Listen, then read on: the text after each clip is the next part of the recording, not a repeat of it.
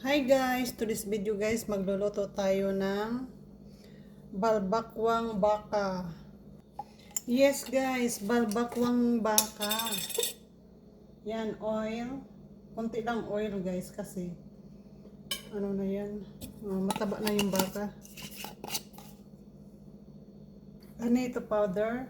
O ano ito, seeds ba yun? Ayan.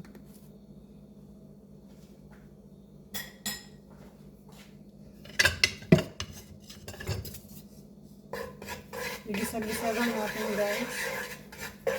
Kunti lang yung oil na lagay ko kasi takot tayo sa oil. Then, lagyan natin ng garlic.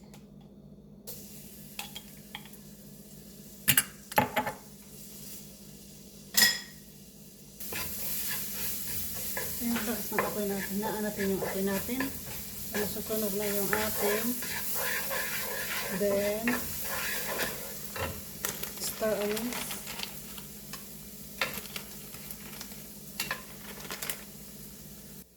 Spring onion guys. Malalaking hiwa po yung aking spring onion. Naka-freezer po siya. Mas maganda kung mayroon kayong fresh. Ayan, masusunog na siya. Then guys, ilalagay na natin yung ating pinakuluan na, actually bulalo itong ginamit ko. Ayan.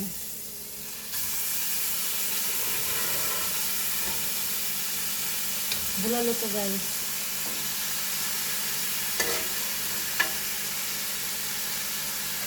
Naamoy ni Mac, kaya tumayo si Mac. Ayun o, yung bone marrow. Bulalo po yung ginamit natin kasi ayun yung liquid oh. Wow, ang sarap ng liquid.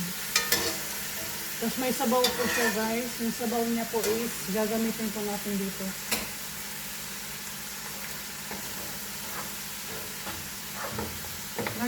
Malambot na siya, nagtanggalan na. Pinakulaan ko lang ito. Matagal na itong nakakulo sa oras na yata. Ay, hindi. Hindi ah. Matagal na. May isang kalahating oras, may dalawa siguro. Yan, igigisa lang natin saglit guys.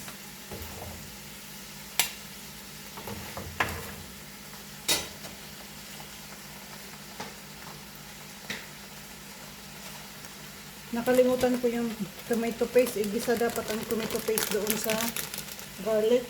Nakalimutan ko. Frozen po yung tomato paste ko guys. Kasi masisira po siya.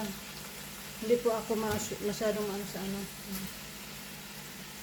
Sayang naman po kung itapon pag bumili ako. Kaya freezer ko yung natira. Then paminta and salt. Masarap sana guys kung mayroon yung patis. Wala man akong patis kaya salt ang gamitin ko. Kasi wala akong paminta.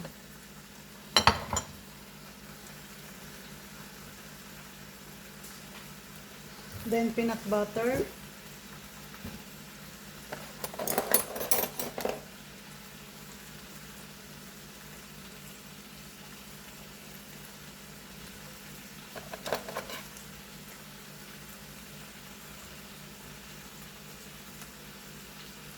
Dati po guys, nagluto po ako nito. Peanut butter lang po ang nilagay ko. Ngayon, mayroon po tayong i-add na ingredients. May niluto po ako, may video po ako. Pero yun po ay, ito po is new version.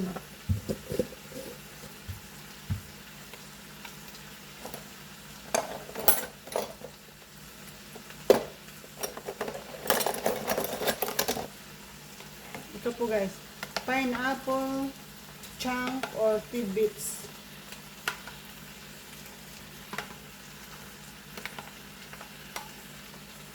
Pangpalasa, pangpadagdag sa lasa guys. Masarap siya. Try me.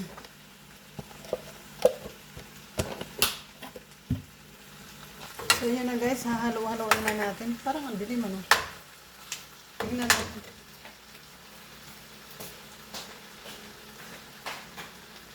Ayan. Much better.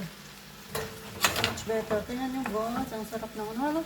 Naglasog-lasog na yung ating meat. Malambot kasi masyado guys, kasi kanina pa to. Ngayon, lalagay na natin yung ating sabaw. Pero, ano natin, salain natin.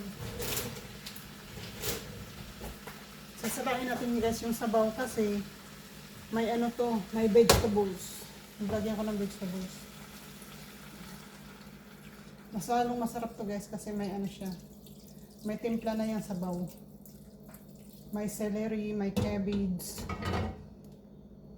Ayan. May natira pang sabaw. Ngayon, hayaan muna natin kumulo yan. At may sili pa pala. Lagyan natin sili.